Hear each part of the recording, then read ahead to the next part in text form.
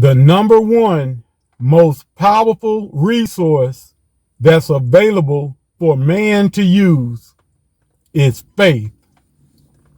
The most powerful resource that you will ever use in your life is faith. Faith is so powerful, so amazing. And what I like so much about faith is that I don't have to try to make nothing happen.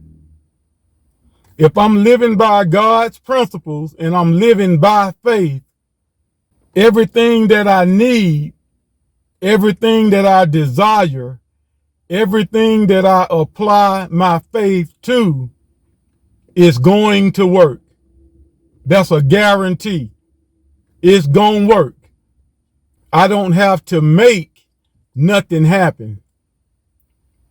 I remember when I used to try to take out loans in order to pay loans, use a credit card to try to pay a credit card.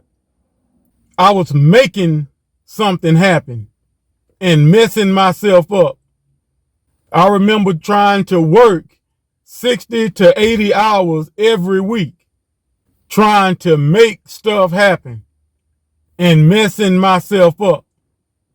Some people are going to church and they're trying to give more offering and more tithes than their faith level can even support, because they're trying to make something happen.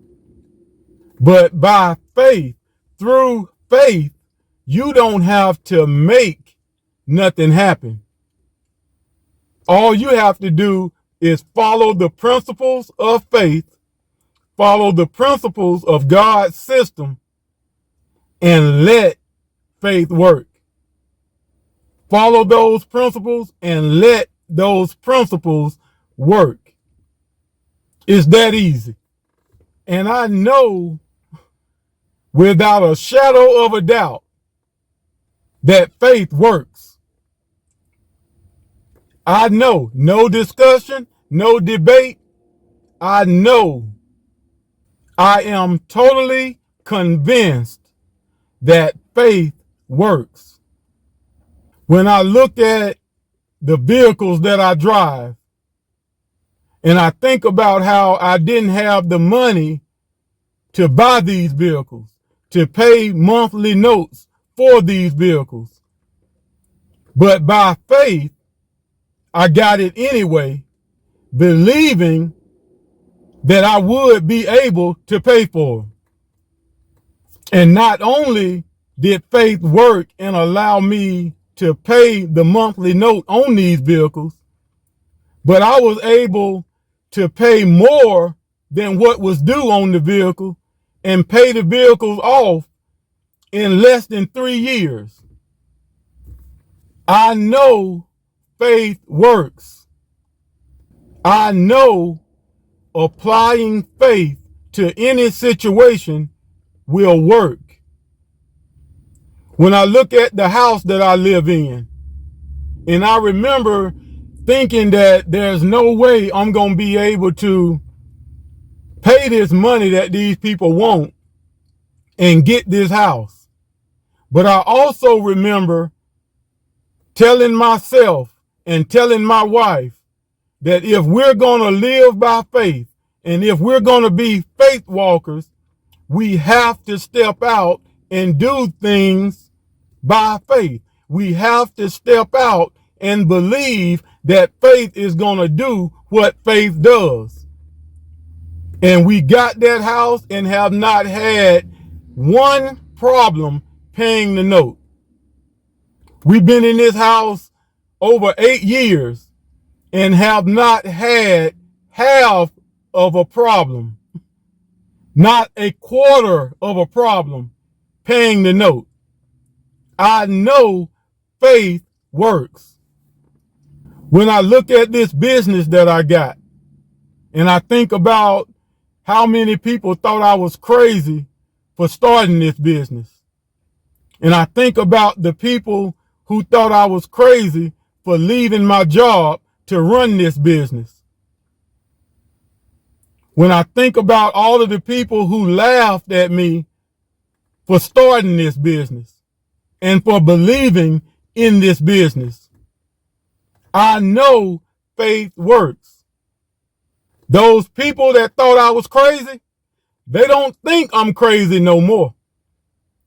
Those people who thought I should have stayed on my job, they don't think I should have stayed on my job no more. Those people who laughed at me, they ain't laughing no more. Now I'm the one doing the laughing. I'm the one that's doing the laughing now, because I know faith works. When I think about that bad attitude that I used to have, the way I used to love to snap and pop, after receiving wisdom and knowledge and understanding and teaching, I was able to let that temper go, let that attitude go. I was able to let that disposition go by faith. So don't tell me faith is not enough to get it done. By faith, we can do anything. So if you look at this scripture that says, without faith, it's impossible to please God. This scripture is telling you that you cannot please God without faith. So if you get faith, you can please God. The question is, what is pleasing God? Without faith, it's impossible to please God. So if you want to please God, you got to get faith. So once you get faith, what is it that pleases God? Everything that I just named to you that faith does is what pleases God. When there's a situation that you can't handle, but you're willing to apply faith to it and let faith handle it, let God's design handle it, let God's system handle it, that is pleasing to God. And you cannot do that without faith. It don't take faith to attend church. So that's not what pleases God. Should you go to church? Go to church. Go fellowship with the brothers, fellowship with the sisters. Hear the good word from the pastor. I ain't got no problem with none of that. But that is not what God is talking about when it comes to pleasing God once you have faith. Because it don't take faith to go to church. What is he talking about? It don't take faith to run around the church. So that's not what he's talking about. It don't take faith to fake like you're speaking in tongues. So that's not what he's talking about. It don't take faith to sing on the praise team, to sing in a choir. It don't take faith to lead a song. So that's not what he's talking about. So once you get faith, what's pleasing to God is the application of faith to your life. When you say something can be done through faith that people are saying will never be done because they're doubting, that is pleasing to God. When you step out and do something that's bigger than you, that is pleasing to God.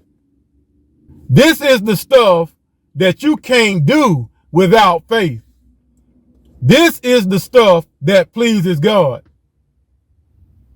Paying the last of your money to get a house and believing that God is gonna